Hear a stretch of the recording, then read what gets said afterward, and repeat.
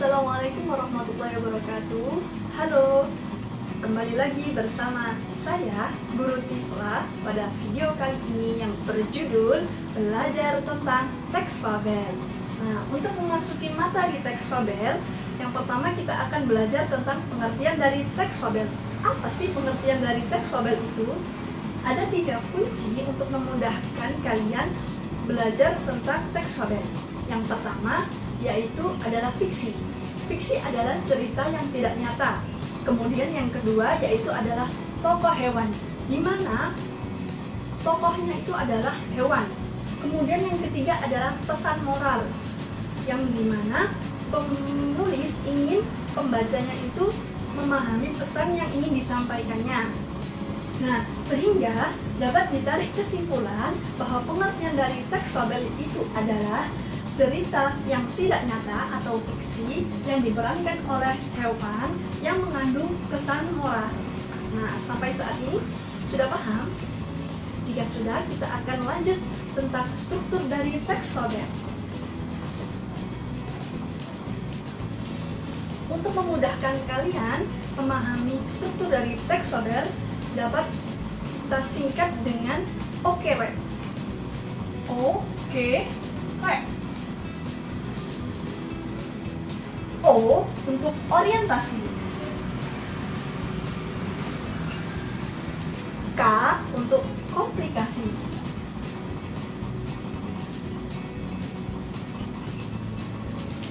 R untuk resolusi, dan K yang terakhir untuk koda.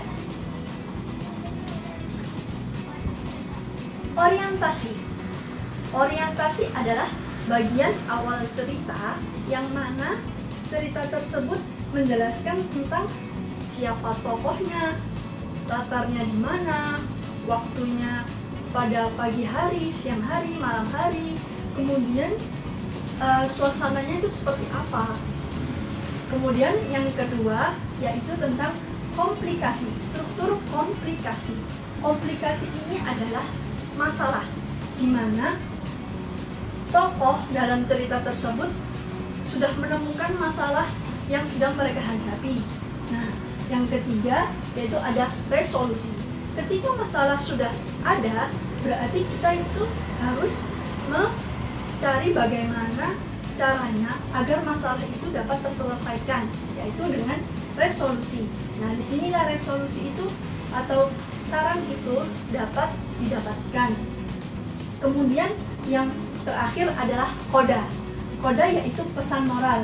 Nah, kembali yang ke awal tadi, pengertian bahwa pesan moral yang ingin disampaikan penulis kepada pembacanya agar mereka memahami apa yang ingin disampaikan penulisnya untuk menjadi pelajaran bagi pembacanya. Seperti itu. Sehingga jika kalian ingin mudah menghafalkan struktur dari teks fabel, yaitu dengan menyingkatnya dengan OKW. Kemudian yang terakhir yaitu tentang jenis teks fabel. Ada 2 jenis teks fabel.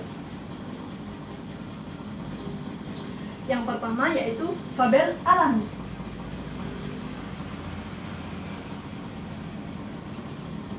Yang kedua yaitu fabel adaptasi.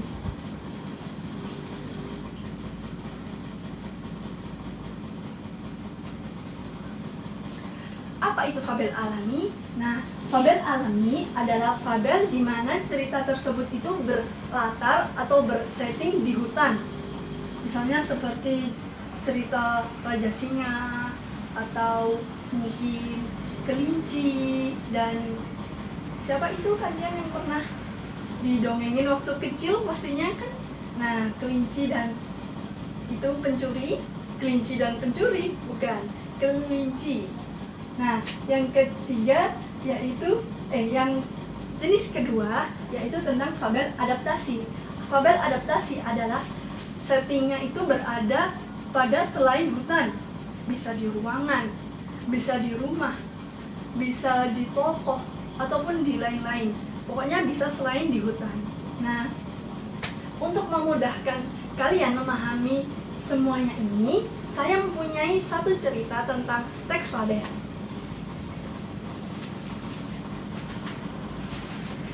Cerita itu berjudul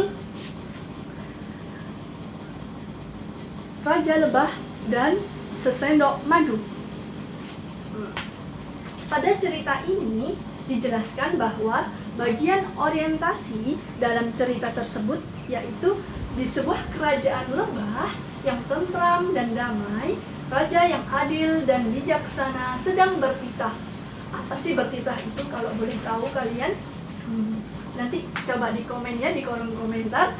Nah, di sebuah kerajaan lebah yang tentram dan damai, raja yang adil dan bijaksana bertitah. Nah, pada bagian awal ini adalah yang disebut dengan orientasi atau struktur orientasi, yaitu struktur awal pada cerita, di mana menjelaskan tentang suasana, tokoh yang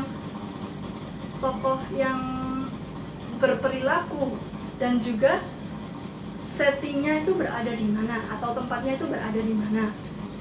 Kemudian yang kedua yaitu struktur komplikasi. Nah, pada cerita ini ditemukan sebuah masalah bahwa rakyat telah mengganti sesendok madu dengan sesendok air sehingga pesta panen raya gagal. Nah, karena sebelumnya itu raja itu telah menyuruh rakyatnya untuk membawa sesendok madu untuk perayaan panen raya.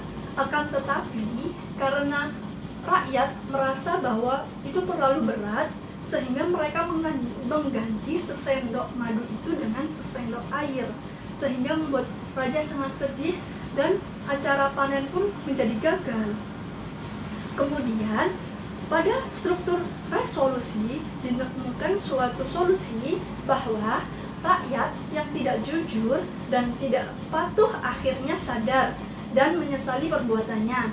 Mereka meminta maaf kepada raja dan berjanji untuk patuh terhadap perintah raja.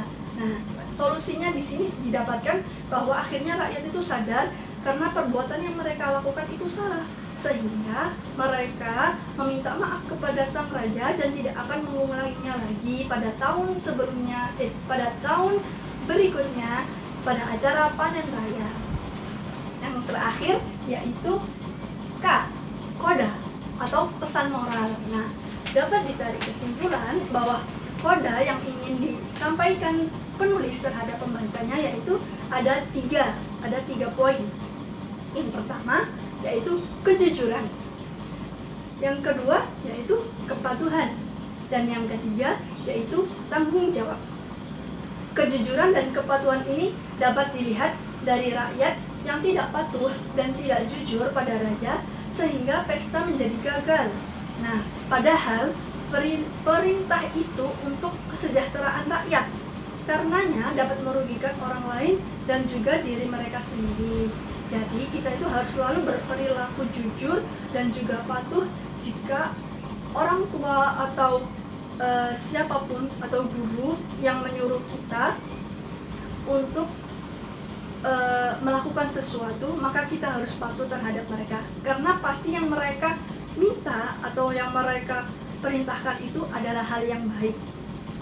Yang ketiga yaitu tanggung jawab, di mana setelah mereka melakukan kesalahan hendaknya selalu bertanggung jawab untuk meminta maaf. Maka jika kalian melakukan kesalahan atau kalian telah berperilaku salah terhadap siapapun itu, baik itu sengaja maupun tidak, jangan lupa untuk selalu meminta maaf. Oke, baiklah, sampai di sini dari Guru Tifla, semoga bermanfaat. Jika ada yang ingin ditanyakan, silahkan ditanyakan, bisa ditulis di kolom komentar di bawah. Terima kasih. Wassalamualaikum warahmatullahi wabarakatuh.